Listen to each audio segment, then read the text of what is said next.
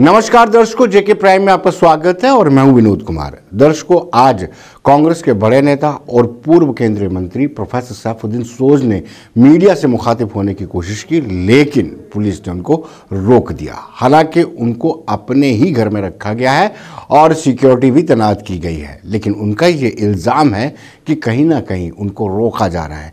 उनका ये इल्ज़ाम है कि सरकार जो है सुप्रीम कोर्ट में गलत बयानबाजी कर रही है। असली सच्चाई सरकार जो है सुप्रीम कोर्ट में नहीं बता रही है। आइए देखते हैं क्या हुआ।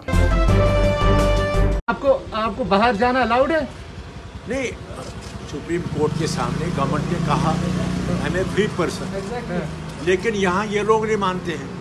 ये कहते हैं ऊपर से ऑर्डर है, अब मैं उसका क्या कर सकता हूँ। ये आप देखते हैं शहरी आज़ादी को क्या हो गया। I have decided to go to the court for whatever it is worth. Supreme court के सामने झूठ बोला जाता है, इसको आप तो हाईलाइट कर ही सकते हैं कि सुप्रीम कोर्ट के सामने इस गवर्नमेंट ने उस गवर्नमेंट ने कहा कि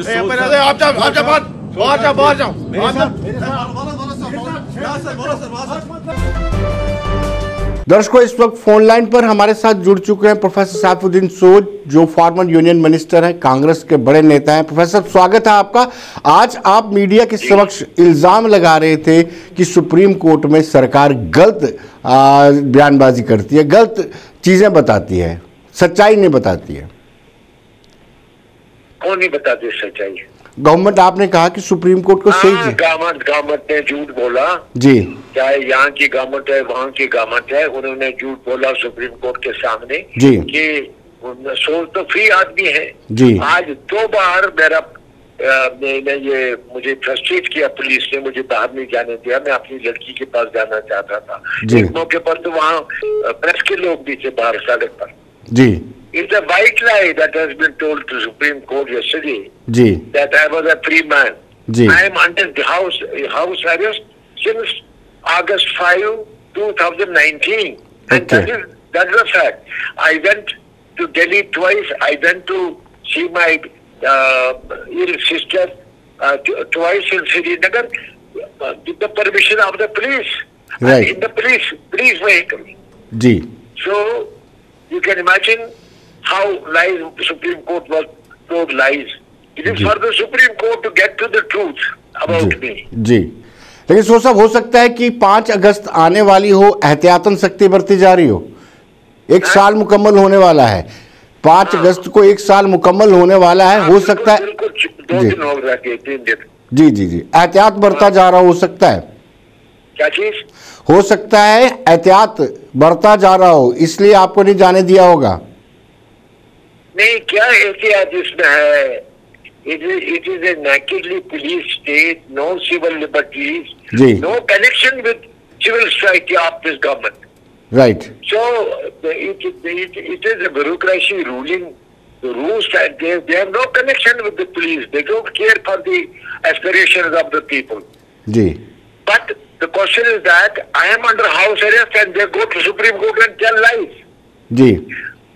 Today, many people saw, the press saw that police was not allowing me to go out of my house. That is the fact. Right. I am under house arrest. जी। Professor साहब, इस पूरे साल को आप कैसे देखते हैं? 15 अगस्त 2019 से लेकर के 2020। हाँ, तो सवाल है, साल भर तो मैं इसी हालत में रहा यहाँ जी।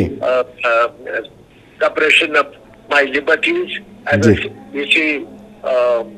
civilian, and I was not allowed to go out except for twice to see my ailing sister. I went to Delhi also twice to consult the doctor जी for my ailment. जी। That is all. With police permission I get. And why should they so very easily tell this lie to Supreme Court? And Supreme Court must hold them up because that is the highest court of the land. Right. Lies are being. Why should Supreme Court feel comfortable to hear lies?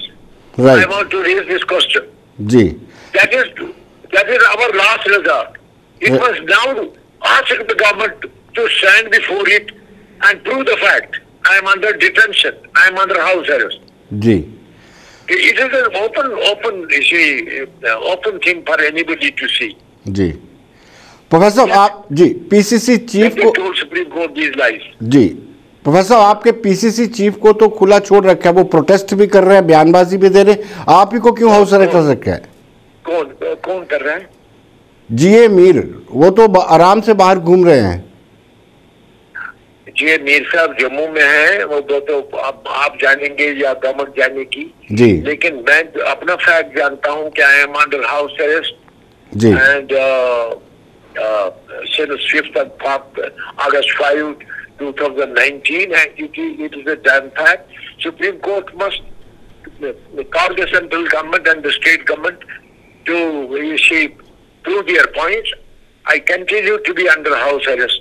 Why should Supreme Court feel comfortable to accept the lies? Okay, जी जी जी, Supreme Court must ask Government of India and this government जी, to prove the fact that I am a free man. Right. Thank you सोच साहब, thank you, बहुत बहुत शुक्रिया आपका, धन्यवाद। Thank you very much. दर्शकों, आज दिन भर शिक्षा पॉलिसी डिस्कस होती रही, यानी शिक्षा नीति जो नई बनी है, एक लंबे अंतराल के बाद इस नीति में बदलाव किया है। हालांकि बदलाव समय की ज़रूरत रहती है और इस शिक्षा नीति में बड़ा बदलाव यह है कि ग्रॉस डोमेस्टिक प्रोडक्ट का जो पहले हम 3% या 3.5% ही शिक्षा के क्षेत्र में खर्च करते थे, लेकिन इस बार एक बड़ा फिराक दिली से केंद्र सरकार ने यह फैसला लिया है कि जीडीपी का 6% शिक्षा पर खर्च किया जाएगा।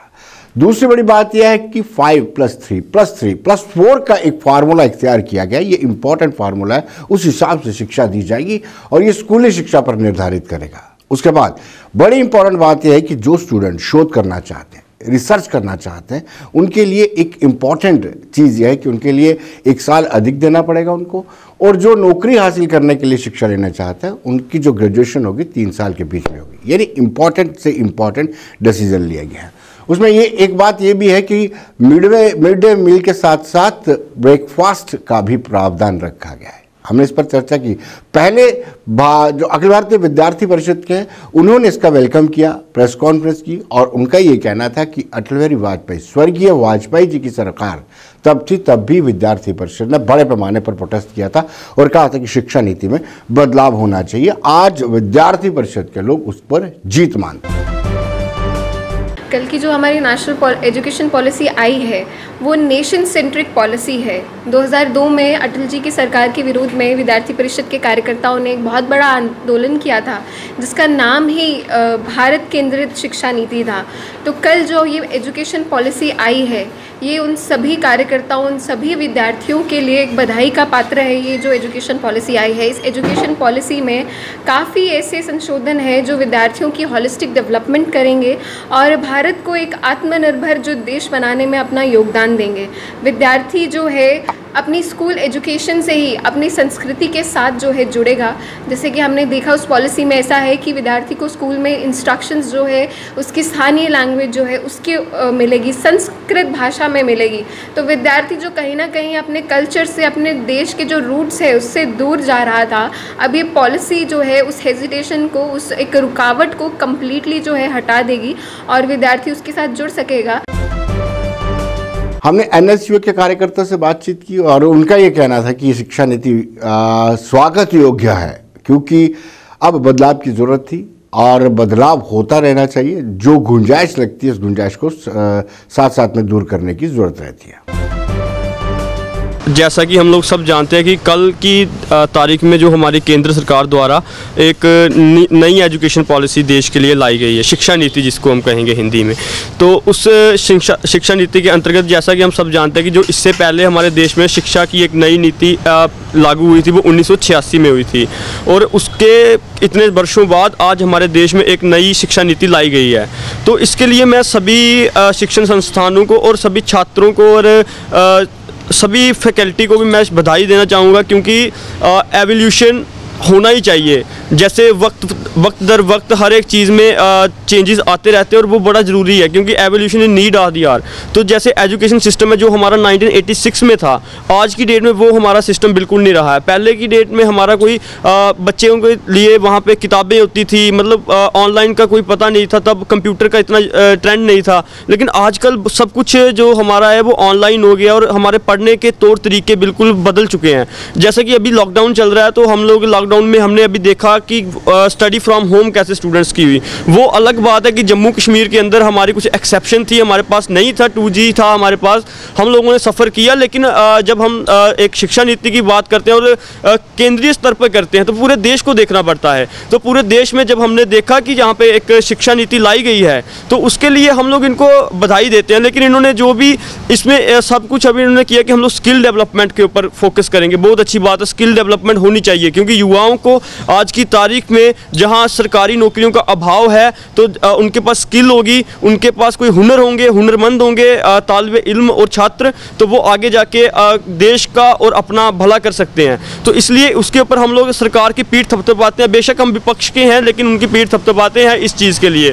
लेकिन जब उन्होंने कहा कि अब बच्चों का बोझा कम कर दिया जाएगा, जो बच्चों के बड़े बड़े बैग होते थे उसको कम किया जाएगा, और दूसरी तरफ उनको बोला कि ऑनलाइन की तरफ लिया जाएगा। लेकिन जब ऑनलाइन की बात होती है फिर मैं अपने जम्मू कश्मीर की तरफ उनका ध्यान आकर्षित करना चाहूँगा। आपने देखिए, कहने सुनने के लिए तो डिजिटल इंडिया का शिगुफा भी बड़ा अच्छा था। कहने सुनने के लिए हमें जब कहा जाता था कि भाइयों बहनों डिजिटल इंडिया बनाएंगे, सभी ने बड़ी उम्मीदें लगाई थी। लेकिन आज की तारीख में फिर से बच्चों को कहा गया है कि आपके पढ़ाई लिखाई का जो सिस्टम है उसको ऑनलाइन किया जाएगा, ज़्यादा हम लोग ऑनलाइन स्टडीज़ के ऊपर फोकस करेंगे। लेकिन हम इनसे इल्तिजा करते हैं, हाथ जोड़ के विनती करते हैं कि आप नई शिक्षा नीति तो लाइए, उसका हम स्वागत करते हैं। लेकिन जम्मू कश्मीर के अंदर जो आपने पिछले 1 वर्ष से डिजिटल लॉकडाउन के अंदर बच्चों को झोंका हुआ है, उनका भी कुछ सोचिए। हम शिक्षा नीति की बात कर रहे थे, नई शिक्षा नीति की बात कर रहे थे जो इन दिनों चर्चाओं पर है, तो हमने सोचा क्यों ना NSUI से भी बातचीत की जाए। हमने NSUI के नेशनल चीफ से बात की, नीरज कुंडन से। आइए देखते हैं उनका क्या कहना है। दर्शकों, हम सब जानते हैं कि देश की नई शिक्षा पॉलिसी, एजुकेशन पॉलिसी जो है वो आई है। इसमें कम से कम जो GDP होती है उसको डबल कर दिया गया है। पहले 3% GDP शिक्षा के मद में रखी जाती थी, अब ये डबल कर दी गई, 6% कर दी गई है। और भी बहुत सारे अहम पहलू हैं, इस पर चर्चा करेंगे। NSUI के नेशनल प्रेसिडेंट नीरज कुंदन हमारे साथ मौजूद। नीरज जी, आपसे पहला सवाल ये रहेगा कि आप इस शिक्षा पॉलिसी को कैसे देखते हैं? सबसे पहले तो मैं विनोद जी आपका और आपके दर्शकों को नमस्कार करना चाहूँगा, धन्यवाद भी करना चाहूँगा कि एक अहम मुद्दे पे आपने चर्चा के लिए मुझे यहाँ पे बुलाया जी। सबसे पहले तो ये अभी नीति कल ही मतलब कि हमारे सबके सामने आई है और अभी सभी विशेषज्ञ जो है इसको अच्छे तरीके से पढ़ने की और समझने की कोशिश कर रहे हैं। राइट, इसमें कोई दो राय नहीं है कि इस नीति में सब कुछ गलत नहीं है और सब कुछ ठीक भी नहीं है। मैं ये नहीं कहूँगा कि बिल्कुल खरे से ना लूंगा, क्योंकि कुछ मुख्य बिंदु हैं जिस तरीके से मुझे लगता है कि उसी बिंदु पे अगर हम बात करें तो ठीक है। जैसे सबसे पहले आपने चर्चा में शुरू किया कि 6% जो GDP है वो सरकार ने फैसला लिया है कि शिक्षा पे जो है वो खर्चेगी, जो कि मुझे लगता है कि बहुत अच्छा कदम है। लेकिन ये कुछ 2-3 चीजें ऐसी हैं विनोद जी जो मुझे लगता है कि खाली हेडलाइन की तरह प्रस्तुत ना की गई हो कि वो लास्ट में ग्राउंड में कैसे होगी। 2017 और 2018 में हमने 3.7 जो है अपना GDP का जो है एजुकेशन पे खर्चा, 2018 से 2019 पे हमने 3.4 जो है अपना GDP पे खर्चा, और 2020 में सेम हमने उसको 3.4 जो है अपनी GDP पे खर्चा। ये किस तरीके से 6% जो जिस तरीके से उन्होंने बोला है ये खाली हेडलाइन ना रह जाए, ये एक बड़ा चर्चा का विषय है। दूसरी बड़ी बात मैं आपके दर्शकों को बताना चाहूंगा कि इससे पहले हमारी हायर एजुकेशन की जो था एनरोलमेंट था वो 25.8% है, जिसके तहत अब सरकार ने बोला है कि उसको 25.8% से उठा के सीधे 50% पे किया जाएगा। और वहीं पे सेकेंडरी एजुकेशन पे जो इससे पहले 68% पे था उसे वो डायरेक्टली उठा के जो है 100% पे लेकर आएंगे। ये कुछ 2 चीजें जो मैंने अभी आपके साथ चर्चा की है, ये GDP वाली और ये हायर एजुकेशन में जो बात की है, ये हेडलाइन में तो बनाने के लिए मुझे बहुत अच्छा लग रहा है, लेकिन ये किस तरीके से संभव हो पाएगा ये क्या नीरज जी आपका डाउट है कि ये प्रैक्टिकली वायबल नहीं है? बिल्कुल बिल्कुल बिल्कुल मुझे ऐसा लगता है कि क्योंकि इसमें किसी तरीके से बताया भी नहीं गया है विनोद जी, अगर आपने पॉलिसी को आपने भी पढ़ा होगा, किसी तरीके से बताया भी नहीं गया होगा। और अक्सर हम केंद्र की सरकार को देखते हैं कि ये हेडलाइन बनाने में काफी माहिर हैं, और वो लास्ट में जब तक वो ग्राउंड पे उतरेगी नहीं तब तक मुझे नहीं लगता कि इस पे कुछ कहें। अगर ये सुनने में और देखने में तो ये 6% जो जीडीपी है ये बहुत अच्छा लग रहा है, लेकिन आप किसी भी इकोनॉमिस्ट से बात करेंगे और उस इकोनॉमी से ये बात करेंगे कि इससे पहले सरकार इतना इतना कर रही थी और इसके बाद उनके पास क्या प्लान है, किस तरीके से 6% खर्चेंगे, तो वो मुझे लगता है कि बहुत बड़ा विषय है। नीरज जी 5+3+3+4 ये जो फॉर्मूला इस पॉलिसी में रखा गया, यानी 3 से 8 साल तक जो 5 हो गया, फिर उसके बाद 8 से 11 साल वो 3 हो गया, फिर 11 से 14 साल 3 हो गया, फिर 14 से 18 साल ये 5 हो गया, 4 हो गया। 5+3+3+4 इस फार्मूले को आप कैसे देखते हैं? देखिए इसमें भी मैं आपके साथ अगर डिटेल में चर्चा करूं विनोद जी, इस फॉर्मूले में भी अभी कुछ बहुत सारी अनसर्टेनिटी है और जो कंफ्यूजन्स हैं जो अभी तक हमारी जो है क्लियर नहीं हो पाई हैं। कुछ चीजें तो उन्होंने क्लियर की हैं कि जैसे कि अगर स्टूडेंट जो है फॉर एग्जांपल फर्स्ट ईयर में पढ़ रहा है, अगर वो खाली फर्स्ट ईयर में पढ़ाई छोड़ के चले जाता है तो उसको किस तरीके से ग्रेडिंग की जाएगी, सेकेंड ईयर में छोड़ के जाता है किस तरीके से की जाएगी, थर्ड ईयर में छोड़ के जाता है किस तरीके की जाएगी, और अगर वो 4 साल कर लेता है तो उसको रिसर्च की जो एक डिग्री है वो दी जाएगी। अगर मैं इसको सही मानूं तो इसको तो मैं अभी तक मतलब कि वेलकम स्टेप जो है इसे मानूंगा, अगर जो मैं अभी समझ पा रहा हूँ। पर वही जो बात मैंने आपके साथ स्टार्टिंग में की कि अभी पब्लिकली किस तरीके से ये चर्चा में जब ये नोट आएगा हमारे सब आप लोगों के सामने, हमके सामने ये नीति आएगी उसमें होगी। लेकिन एक बड़ी चीज जो है मैं जो एक आपके सामने लाना चाहूंगा, दर्शकों के सामने लाना चाहूंगा कि एक चीज जो है सरकार ने इसमें कही है, जो ऑन रिकॉर्ड कही है, कि उन्होंने बोला है कि चाहे वो प्राइवेट एजुकेशन सेक्टर हो और चाहे वो एजुकेशन गवर्नमेंट एजुकेशन सेक्टर, तो सरकार जो है दोनों को बराबर तवज्जो देगी। तो विनोद जी जब ये बात आप प्रैक्टिकली कहते हो, ऑन रिकॉर्ड कहते हो कि आप दोनों को बराबर तवज्जो दोगे, तो फिर इसका मतलब कि इसकी अगर मैं परिभाषा में बात करूं तो इसकी परिभाषा में ये भी कहना होगा कि जो ग्रांट है जो इससे पहले सरकारी यूनिवर्सिटीज को दी जाती थी तो वो इसका मतलब प्राइवेट यूनिवर्सिटीज को भी मिलेगी। तो इसका कहीं ना कहीं जो ग्रामीण क्षेत्र से या जो गरीब छात्र जो पढ़ने आता है उसकी कहीं ना कहीं ग्रांट जो है वो तो आपको पता है कि आम आदमी या कोई किसान का बेटा प्राइवेट वो प्राइवेट में जा नहीं सकता, वो तो गवर्नमेंट सेक्शन में जाएगा। तो जब वो सरकारी यूनिवर्सिटीज का ग्रांट जो है वहां से हटकर प्राइवेट में चले जाएगी तो इसका लास्ट में जो नुकसान है वो किसको होगा? बिल्कुल जाहिर सी बात है किसान के बेटे को, गरीब के बेटे को। हाँ, तो ये भी एक मुझे लगता है कि एक बहुत बड़ा, लेकिन नीरज इसमें कहीं से ये क्लियर नहीं किया गया है कि क्या जब आप प्राइवेट को भी तवज्जो देंगे क्या फिर चेक एंड बैलेंस सरकार के पास रहेगा? जो मनमानी वसूली जाती ये भी कहीं विस्तार से नहीं बताया गया है। बिल्कुल, जो अभी तक हमने देखा है इसमें विनोद जी, इसमें प्राइवेट जो यूनिवर्सिटीज हैं उनकी मनमानी कहीं ना कहीं, वो जो दादागिरी जो मैं बोलूंगा ना, वर्ड यूज करूंगा, वो कहीं ना कहीं इस नीति से बड़ी है। ठीक है। और जिस तरीके से अभी आपने इसमें देखा कि ऑनलाइन एजुकेशन को मतलब लिखित में लिखा गया है जी, ऑनलाइन एजुकेशन को प्रेफरेंस दी गई है। मैं पहले ही आपको, आपके दर्शकों को और आपको बताना चाहूंगा कि हम ऑनलाइन एजुकेशन के खिलाफ नहीं हैं जी, लेकिन एक सच्चाई बात जो है वो आपको माननी पड़ेगी विनोद जी कि अभी भी हमारे देश में ग्रामीण क्षेत्रों में या कहीं ऐसी जगह पे अगर आप चले जाएंगे तो वहां पे अभी ऑनलाइन शिक्षा लेना या ऑनलाइन शिक्षा लेने के लिए जो साधन चाहिए हैं वो मुझे लगता है कि अभी तक हमारे देश में उस तरीके के लिए अभी जो हमारी जनता है वो ना तो उससे इक्विप्ड है और ना ही वो अभी उसको लेने में सक्षम है।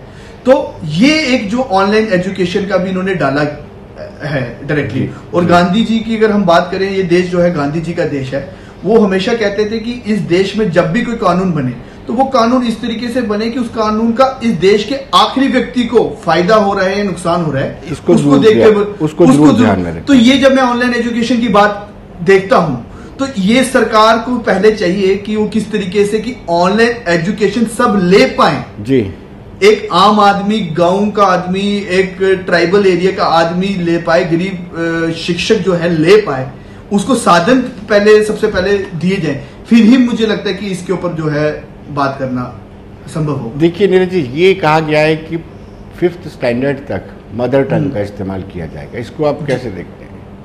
देखिए इसमें ठीक है, लेकिन इसमें जिस तरीके से अगर मैंने देखा है 2 साल से लेकर 8 साल का उन्होंने क्राइटेरिया रखा है जिसमें 3 लैंग्वेज का बात किया गया है, तो उसमें मुझे लगता है कि कहीं ना कहीं उस श्रेणी के जो एज के बच्चे हैं, आपको वो आप उनके ऊपर मुझे लगता है कहीं ना कहीं एक्स्ट्रा बर्डन जो है वो डाल रहे हैं। आप इसको 2 लैंग्वेज में मुझे लगता है कर सकते थे, लेकिन ज्यादा उस श्रेणी के बच्चे पे डाल के ये उसके साथ जो है बर्डन डालना की बात होगी। और एक और चीज जो है जो विनोद जी, मैं आपके सामने एक इंपॉर्टेंट चीज जो है वो मैं कहना चाहूंगा, जिसका मैं खुद समर्थन करता हूं सरकार से, कि सरकार ने इसमें लिखा है कि जो रिपोर्ट कार्ड होगी अब से जी, वो खाली मार्क्स पे डिपेंड नहीं होगी। ये अच्छी चीज है जी। उन्होंने बोला मार्क्स नहीं होंगे, उसमें स्किल्स और कैपेबिलिटी के आधार पर भी जो है विश्लेषण जो है छात्रों का किया जाएगा। तो वही बात तो हम आज कर रहे हैं, यही बात तो आज हम कह रहे हैं कि जो फाइनल ईयर के स्टूडेंट्स हैं, जो फर्स्ट ईयर और सेकंड ईयर के बच्चे हैं, खाली मार्क्स ही जो है वो उनका कोई मापदंड नहीं हो सकता। उनके प्रैक्टिकल, उनके पुराने असेसमेंट, उनको देखकर उनको जो है प्रमोट किया जाए, जो आज की जो महामारी जिस तरीके से बढ़ती जा रही है। तो ये कुछ चीजें जो है मतलब कि ये मुझे लगता है कि एक वेलकम वाला जो मुझे लगता है कि स्टेप भी है कि जिस तरीके से ये चीज जो हमने पढ़ने में देखी। मेरे मिड डे मील के साथ साथ ब्रेकफास्ट भी शुरू कर रहे हैं, क्या इस तरह के प्रलोभन से बच्चों की सरकारी स्कूलों में बच्चों की तादाद बढ़ सकती है?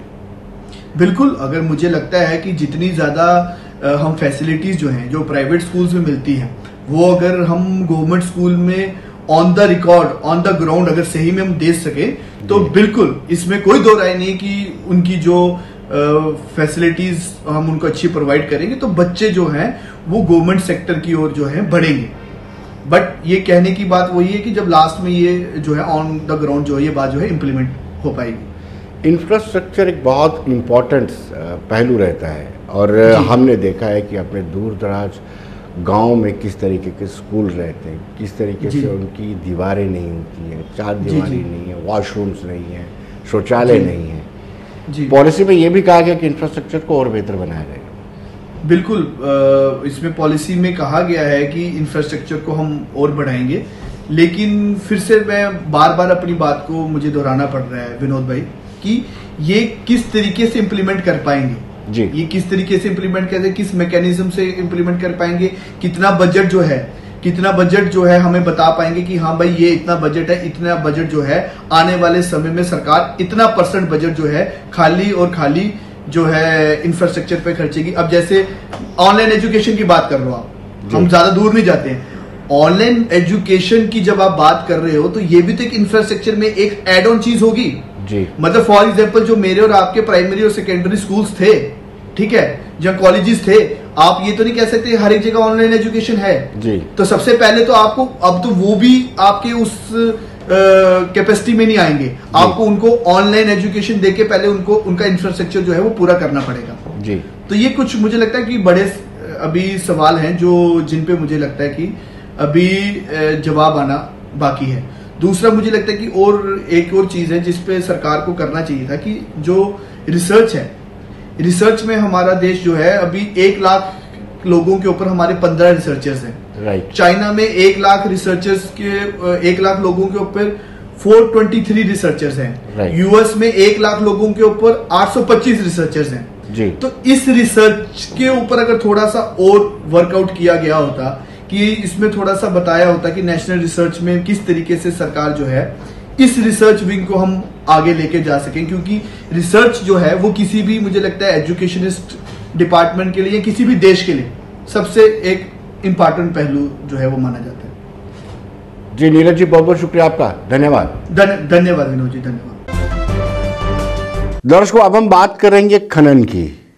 हम लंबे समय से देख रहे हैं कि जो इस व्यवसाय से जुड़े हुए हैं, चाहे वो स्टोन क्रशर के मालिक हो, चाहे ट्रॉली ट्रैक्टर्स वाले हों, या बिल्डिंग मटेरियल बेचने वाले हों, सब के सब इस वक्त नाराज हैं। सरकार के पास कोई ऐसे पुख्ता पॉलिसी नहीं है जिसके तहत रेत बजरी का रेट फिक्स कर सके। एक आम आदमी, गरीब इंसान को मकान बनाना हो तो उसको बड़ी दिक्कतें पेश आ रही हैं। जो ट्रॉली 1500 में मिलती थी, रेत की ट्रॉली की बात कर रहा हूँ, अब 3035 में मिल रही है। आप और उसके बाद पूरी तरह से ब्लैंकेट बैन लगा दिया गया है, आप मैनुअली भी वहां से रेत बजरी नहीं निकाल सकते हैं। तो कहीं ना कहीं कुछ ऐसी पॉलिसी प्रोग्राम सरकार को देने चाहिए जिससे आम लोगों को राहत मिले। इतने बड़े प्रेस्टिजियस प्रोजेक्ट चल रहे हैं, उन प्रोजेक्ट में रेत बजरी कहां से पूरी की जाएगी, लेकिन कोई पॉलिसी नहीं है। और हजारों की तादाद में ऐसे परिवार हैं जिसको कहीं ना कहीं ऐसा लग रहा है कि हमने ये व्यवसाय सुन करके बहुत बड़ी गलती की है। आज पैंथर्स पार्टी ने इसके खिलाफ जोरदार तरीके से प्रोटेस्ट किया। माइनिंग जो है मुकम्मल तरीके से बंद कर दी गई है, लेकिन बड़ी बड़ी कंपनीज जो है उनको इजाज़त दी जा रही है और गरीब लोगों को माइनिंग जो है वो पूरे तरीके से बंद कर दी है। वो मैनुअली भी रेत और बजरी जो है वो उठा नहीं पा रहे हैं, जिसकी वजह से 10,000 से ज़्यादा परिवार जो है उनकी रोजी रोटी के ऊपर जो है एक बंद कर दी गई है सरकार द्वारा जैसे। और बार बार इनके द्वारा ये कहना कि मैनुअली इजाज़त दी जाए माइनिंग की, सरकार उसकी सुनवाई तक करने के लिए तैयार नहीं है। जस्टिस जो हो रहा है ये सरासर गलत है और इसी को लेकर आज भारतीय जनता पार्टी की सरकार का हमने पुतला जलाकर इसका विरोध किया है और ये मांग की है कि जल्द से जल्द जो है वो मैनुअल माइनिंग इन लोगों को अलाउ की जाए ताकि इनका परिवार भी जो है वो 2 वक्त की रोजी रोटी से महरूम ना रह सके। दर्शकों, हमने स्टोन एसोसिएशन और फॉर्मर MLC विक्रम रंधावा से बातचीत की और उनका भी ये कहना है कि सरकार के पास कोई ऐसी पुख्ता नीति नहीं है और सरकार खनन को लेकर के कोई पॉलिसी नहीं बना रही है। जियोलॉजी एंड माइनिंग डिपार्टमेंट पर उन्होंने कई सारे सवाल उठाए और सवाल सरकार पर भी उठाए। पिछले 2.5-3 वर्षों से जियोलॉजी एंड माइनिंग डिपार्टमेंट की नकारात्मक गतिविधियों की वजह से बड़ा असमंजस बना हुआ है और ना प्रॉपर टेंडरिंग प्रोसेस को अडॉप्ट किया गया और जहां किया भी गया वहां कहीं ना कहीं तानाशाही का रवैया देखने को मिला। विशेष करके मैं कहूँगा हमारी रिवर तवी जो है, जो सदियों से नेचुरल बेड मटेरियल है और कईयों घरों की रोजी रोटी का साधन था, उस पर मुझे लगता नहीं था कि किसी भी तरीके के असमंजस की स्थिति बननी चाहिए थी। लेकिन बदकिस्मती से कुछ लोगों ने व्यक्तिगत स्वार्थ को सिद्ध करने के लिए फैक्टिशियस PIL लगाकर ऑनरेबल हाईकोर्ट को न सिर्फ गुमराह किया बल्कि हाईकोर्ट के माध्यम से तवी को स्टे कराने का भी प्रयास किया और वो लोग कामयाब हो गए। बदकिस्मती ये थी कि जियोलॉजी एंड माइनिंग डिपार्टमेंट ने ऑनरेबल हाईकोर्ट को कन्विंस नहीं किया कि वो जो PIL लगी है वो फैक्टिशियस है। ऐसा कुछ नहीं है कि तवी में चोरी हो रही है, इलीगल माइनिंग हो रही है। रूटीन में टेंडरिंग प्रोसेस होता था जो आज से 3 वर्ष पहले तक होता था। गवर्नमेंट के घर में भी रेवेन्यू जनरेट होता था और सबकी घरों का एक सिलसिला चलता था, चाहे वो स्टोन क्रशिंग इंडस्ट्री थी, चाहे एक छोटा ट्रॉली वाला था जो 1.5-2 गाड़ी रोज का रेता पत्थर निकाल के बाजार में सेल करता था और उससे कईयों घरों की रोजी रोटी चलती थी। पर अफसोस लगता है कि जियोलॉजी एंड माइनिंग डिपार्टमेंट कहीं ना कहीं शायद उन लोगों के साथ मिला हुआ है जिनकी ये मानसिकता थी कि हम पूरे जम्मू कश्मीर के अंदर इस सिस्टम को कैप्चर करके पब्लिक को जो है वो कटघरे में खड़ा करे। तो दर्शकों, बने रहिए देश दुनिया की खबरों के लिए और मुझे दीजिए इजाजत। नमस्कार।